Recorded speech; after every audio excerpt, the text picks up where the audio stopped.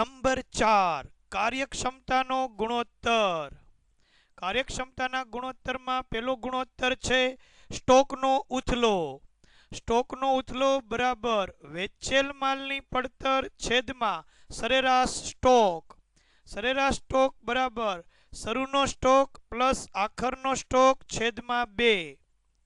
સ્ટોકનો ઉથલો વેચેલ માલની પડતર અને સરેરાશ સ્ટોક વચ્ચે સંબંધ દર્શાવે છે. સરેરાશ સ્ટોકનું વર્ષ દરમિયાન કેટલી વખત વેચાણ થયું તે નક્કી કરી શકાય છે. સ્ટોકનો ઉથલો ઊંચો એટલે ઊંચું વેચાણ. ત્યાર પછી નંબર 2 છે કાર્યશીલ મૂડીનો ઉથલો.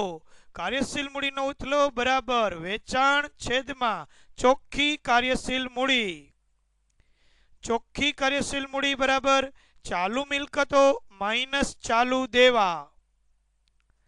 દાખલામાં વેચાણ ન આપેલ હોય ત્યારે વેચાણની પડતર ધ્યાનમાં લેવી. આ ગુણોત્તર કાર્યશીલ મૂડીના કાર્યક્ષમતા ચકાસવા ઉપયોગી છે. આ ગુણોત્તર ઊંચો એ કાર્યશીલ મૂડીના ઉપયોગની કાર્યક્ષમતા દર્શાવે છે. નંબર 3 છે દેવાદારોનો ઉથલો. જેનું સૂત્ર દેવાદારોનો ઉથલો બરાબર ઉધાર વેચાણ છેદમાં સરેરાશ વેપારી લેણા. જેમાં વેપારી લેણા એટલે ઉધાર વેચાણ અંગેના દેવાદારો અને લેણી હુંડીઓની સરેરાશ. સરેરાશ વેપારી લેણા બરાબર શરૂના વેપારી લેણા પ્લસ આખરના વેપારી લેણા ભાગ્યા 2. વેપારી લેણા ગણતા દેવાદારોમાંથી ગાલખાદ અનામત બાદ નહીં થાય. આ ગુણોત્તર કેટલી ઝડપથી ઉઘરાણીને રોકડમાં રૂપાંતરિત કરે છે તે દર્શાવે છે. ઊંચો ગુણોત્તર ઉઘરાણીની ઊંચી કાર્યક્ષમતા દર્શાવે છે. ઉઘરાણી સમય માસ, અઠવાડિયા અથવા દિવસમાં હોય છે તો માસમાં હોય તો 12ના છેદમાં દેવાદારનો ઉથલો, અઠવાડિયામાં હોય તો 52ના છેદમાં દેવાદારનો ઉથલો, દિવસમાં હોય તો 365ના છેદમાં દેવાદારનો ઉથલો. ગુણોત્તર નંબર 4 લેણદારોનો ઉથલો.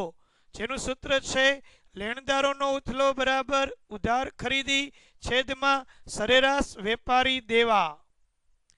વેપારી દેવા એટલે ઉધાર ખરીદી અંગેના લેણદારો અને દેવી હુંડીઓની સરેરાશ. સરેરાશ વેપારી દેવા બરાબર શરૂના વેપારી દેવા પ્લસ આખરના વેપારી દેવા છેદમાં 2. આ ગુણોત્તર દેવા કેટલી ઝડપથી ચૂકવવામાં આવે છે તે દર્શાવે છે.